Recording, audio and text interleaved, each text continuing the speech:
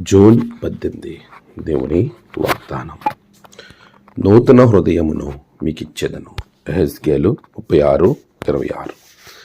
మన ప్రభువైన యేసుక్రీస్తు నామములో మీ అందరికీ ఉదయం శుభాలు తెలియజేస్తూ ఉన్నాను.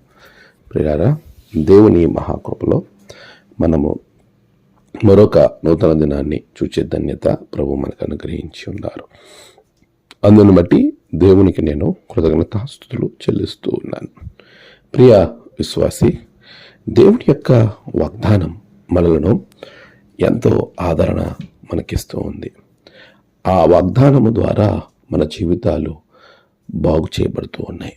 నిజమే, చాలాసార్లు మానవుడు అన్నిటి గురించి ఆలోచిస్తాడు, కానీ తన హృదయం దేవునికి ఇష్టంగా ఉందా లేదా అని ఆలోచించడం మర్చిపోతాడు. అందుకే హృదయము చాలా ఘోరమైనది, అది ఎవరు కూడా అర్థం చేసుకోలేనిది అనేటువంటి విషయాలు ఎన్నో పరిశుద్ధ గ్రంథం చాలా స్పష్టంగా తెలియజేస్తుంది. అయితే ప్రియులారా, సామెతల గ్రంథంలో ప్రభు వాక్యము, నీ హృదయంలో నుండి జీవజల నదులు బయలుదేరును గనక అన్నిటికంటే ముఖ్యంగా నీ హృదయాన్ని భద్రముగా కాపాడుకో అని చెప్తూ ఉన్నాడు. నిజమే, మన హృదయం నిండిన దాన్ని బట్టి నోరు మాట్లాడుతుంది. మరి నీ హృదయం ఎలా ఉంది? అది దేవునికి కొలువై ఉందా, లేక అపవాది సంబంధులకు కొలువుగా ఉందా? ఎలా ఉంది? మనము ఆలోచించుకోవాల్సినటువంటి అవసరత ఎంతైనా ఉంది. పిల్లరా, ప్రభు వాగ్దానం మనలను ఎప్పుడు కూడా బలపరుస్తుంది. ఆయన మనకి నూతన హృదయం ఇస్తాను అని వాగ్దానం చేస్తూ ఉన్నాడు. నేను మీకు నూతన హృదయాన్ని అనుగ్రహిస్తాను. నిజమే, ప్రభు ఇచ్చేటువంటి హృదయం చాలా ఉన్నతమైన హృదయం. దావీదు పాపం చేశాడు, తన హృదయం అంతా కూడా మలినంతో నింపబడి ఉన్నది. అట్టి సమయంలో దేవుని ఎద్దుకు వచ్చి పశ్చాత్తాపంతో విరిగి నలిగిన హృదయంతో ప్రార్థించాడు.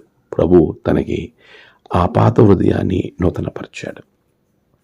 అంత గొప్ప దేవుడు మన దేవుడు. పాపాన్ని ద్వేషించే దేవుడే కానీ పాపిని కాదు. ఒకవేళ ఈ క్షణంలో నీవు దేవునికి వ్యతిరేకంగా ఏదైనా తప్పు చేసి నీ హృదయంలో కృంగిపోతున్నావా, ప్రభు అంటున్నాడు, నా ఎద్దుకు రా, నీకు నేను నూతన హృదయాన్ని ఇచ్చేదను. ఆమేన్. ప్రార్థన.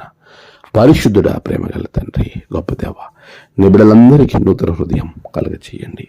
నేడు వారి ప్రయాణాలు, పనులు, తలపెట్టిన కార్యాల్లో గొప్ప జయము బిడ్డలకు అనుగ్రహించండి. నేడు జన్మదినము, వాహదినము, ఆయా విశేష దినములు జరుపుకున్న బిడ్డలను బహుగా దీవించండి.